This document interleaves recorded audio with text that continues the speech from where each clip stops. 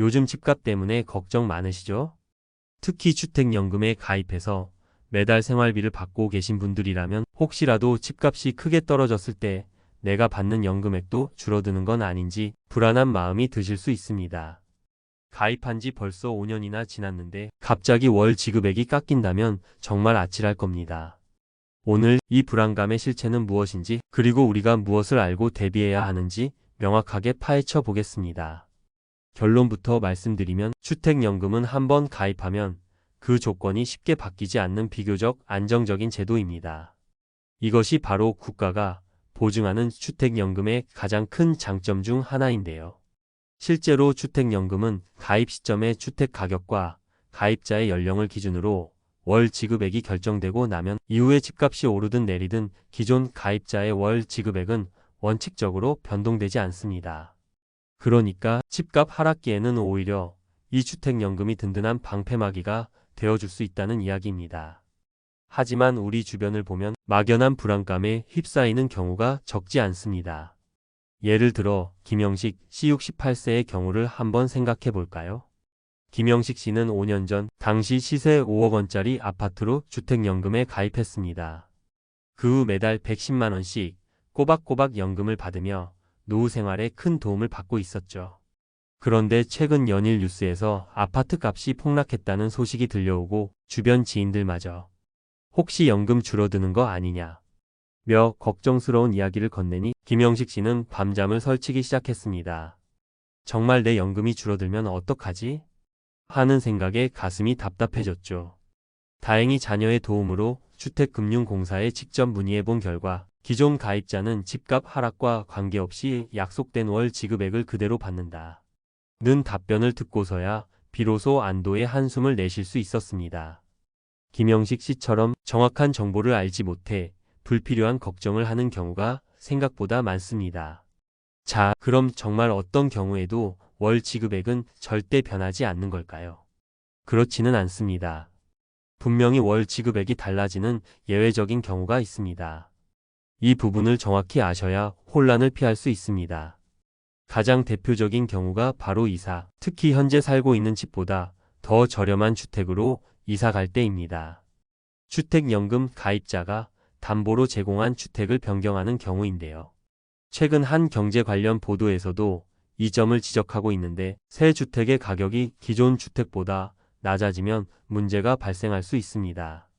왜냐하면 연금이라는 것이 담보물의 가치에 기반하는데 그 담보물의 가치가 줄어들었기 때문이죠.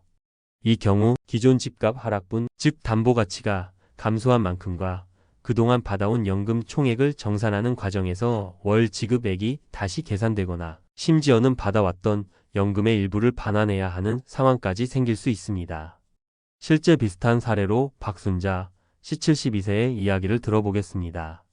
박순자 씨는 7년 전 시세 8억 원짜리 주택으로 주택연금에 가입해서 매달 200만 원이 넘는 적지 않은 연금을 받고 계셨습니다.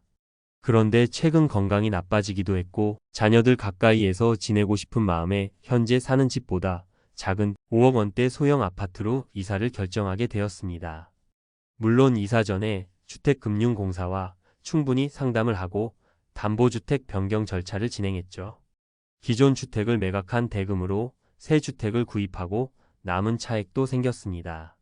하지만 문제는 그 다음이었습니다. 새 주택의 가격이 기존 주택보다 낮아지면서 박순자 씨가 매달 받는 주택연금액이 수십만 원이나 줄어들게 된 것입니다. 결국 집값 하락분을 미리 연금으로 당겨 쓴 셈이 되어 정산 후에 월 지급액이 다시 정해진 것이죠. 박순자 씨는 이사 결정 자체는 후회하지 않지만 월 지급액이 줄어든다는 사실을 미리 더 명확히 인지하고 자금 계획을 세웠더라면 하는 아쉬움이 남는다고 합니다. 또 한 가지 월 지급액 변동 가능성은 신규 가입자에게도 해당되는 이야기입니다. 제목처럼 가입 5년차인 기존 가입자가 아니라 이제 막 주택연금에 새로 가입하려는 분들의 경우인데요. 최근 집값 하락이나 이자율 변동 같은 시장 상황의 변화로 인해 신규 가입자의 월 지급금 수준이 과거에 비해 다소 낮아질 수 있습니다. 실제로 한 언론 보도에 따르면 작년 같은 경우 시장 상황 변화로 신규 신청자의 월 지급금이 이전보다 평균 8% 정도 줄어들기도 했습니다. 이것은 주택연금 제도 자체가 시장 상황을 반영하여 합리적으로 조정되기 때문이며 가입하는 시점의 경제 상황이 생각보다 중요하다는 것을 보여줍니다. 그렇다면 왜 이런 오해와 실제 변동 상황이 생기는 걸까요? 우선 많은 분들이 내 집이 곧 내 연금이라고 단순하게 생각하는 경향이 있습니다. 그래서 집값이 오르면 연금도 더 줘야 하는 것 아니냐, 반대로 집값이 떨어지면 당연히 연금도 깎이는 것 아니냐고 생각하기 쉽죠. 하지만 주택연금은 가입 시점의 주택 가치와 여러 조건을 바탕으로 고정된 금융계약에 가깝다는 것을 이해해야 합니다. 한 언론사 보도에서도 지적했듯이 가입 후 집값 상승분이 연금액에 제대로 반영되지 않는다는 점이 주택연금 가입을 망설하게 하는 요인 중 하나이기도 합니다. 이사를 해서 월 지급액이 바뀌는 것은 단순한 거주지 이전의 문제가 아니라 연금의 기초가 되는 담보물 자체가 바뀌기 때문입니다. 그러니 새로운 담보 가치에 맞춰서 연금액이 다시 산정되는 것은 어찌 보면 당연한 과정일 수 있습니다. 그리고 신규 가입자의 월 지급액이 시장 상황에 따라 조정되는 것은 주택금융공사가 매년 주택가격 상승률, 평균 수명 변화, 시장 이자율 같은 여러 변수들을 종합적으로 고려하여 제도의 지속 가능성을 유지하기 위한 합리적인 조치라고 볼 수 있습니다. 자, 그럼 이렇게 복잡해 보일 수 있는 주택연금 어떻게 하면 슬기롭게 활용할 수 있을까요? 몇 가지 현실적인 조언을 드리겠습니다. 먼저 이미 주택연금에 가입해 계신 분들이라면 지금 당장 서랍 속에 넣어둔 가입 약정서나 안내문을 다시 한번 꺼내 꼼꼼히 살펴보십시오.